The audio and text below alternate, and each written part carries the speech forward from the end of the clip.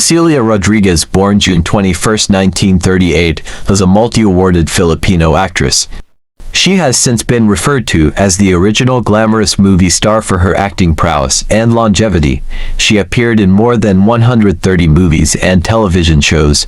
Rodriguez was born in Bulan, Sorsogon to a Spanish-Filipino father, Angel Rodriguez, who has roots in Barcelona, and a mestiza mother, Perla Obsum. She was raised in their hacienda as the youngest among 8 daughters. The sisters attended Colegio de la Milagrosa, a local convent school. After high school, her father sold his abacay and copra business and the family relocated to Legazpi, Albay.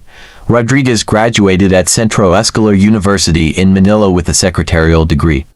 During this time, she resided in the Santa Mesa district.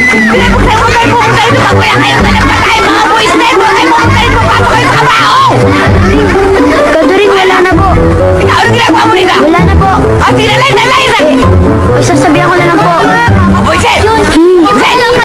Si David ay musmos. Inamak niya ito at pakudyang tinanong, "Anong akala mo? Aso ba ang lalabanan mo at tungkod lang ang dala mo?" Sinabi pa niya, "Halika nga rito nang maipakain kita sa mga ibon at mga hayop." Sumagot si David, "Ang dala mo'y tabak, sibat, at balaraw. Ngunit lalabanan kita sa ngalan ni Yahweh, ang makapangyarihang Diyos ng Israel, na iyong hinahamag. Ibibigay ka niya sa akin ngayon." At dinala niya ang ulo nito sa Jerusalem.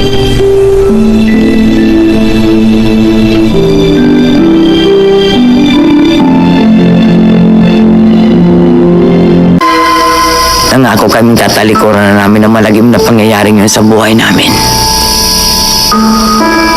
Nangako kaming hindi na namin pag-uusapan yung kahit kailan.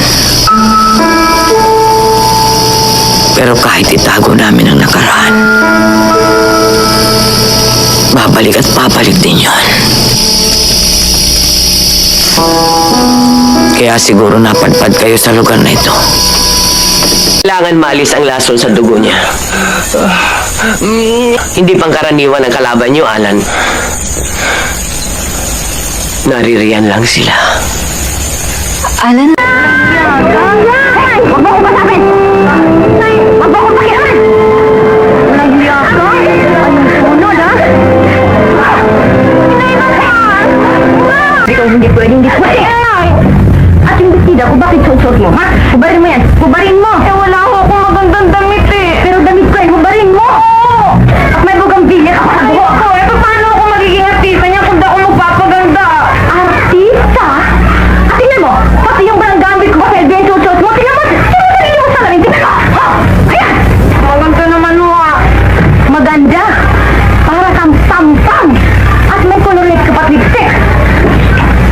Hindi kita pinalaki para humarot! Felix, hindi kaya I'm to blame for what's happening to Adi? Come on, Virgie. Ano na naman kalokohan yan? Kasi I read yesterday in a book by Sylvia Mackinson, Parenting in the 21st Century, McGraw-Hill Company, quote, "Children of broken marriages willfully misbehave as a way of showing the resentment and rebellion towards their parents," unquote. Dito sa Contrabida Academy, history is all about digging dirt. Elaborate. Hanapan nyo ng dumi ang taong... Inang? Inang, bakit to? Si Renato, napanaginipan ko. Narinig ang pangalan niya. Kung hindi, baka yun ang ikamatay niya. Ano pinagsasabi ninyo? Ako na po Lola, Papa, may aaminin po ako sa inyo. Teka muna, anong narinig ka nung kayo na ni Ona? Kung sino mo may pakana nito, hindi ako natutuwa! Alisin yung basurang ito sa loob ng pamamahay ko! Buisit kayo! Peste!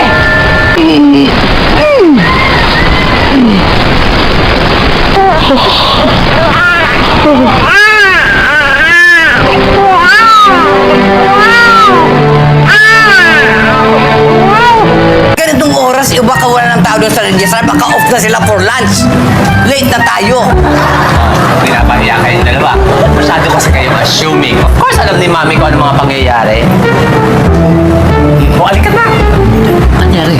Naku, naghang si Mami. Kailangan natin ma-charge. Alam mo ba, charger? Taka! Naiihi lang ako eh. Mami naman, ba't tumangin ka pa na ihi? Magsasara na nga. Alikat na dali! At ano naman ang gagawin mo doon? You're not okay, hindi ba? Baka ano pang masama mangyari sa'yo? Walang maitutulong ang mami mo. She's just like you. Nagpa-auto. Out of the way kasi yung pinuntahan ko. Saka malayo sa garden center ni Joyce. Hindi ka raw pumunta ron. Wala ka nakawala.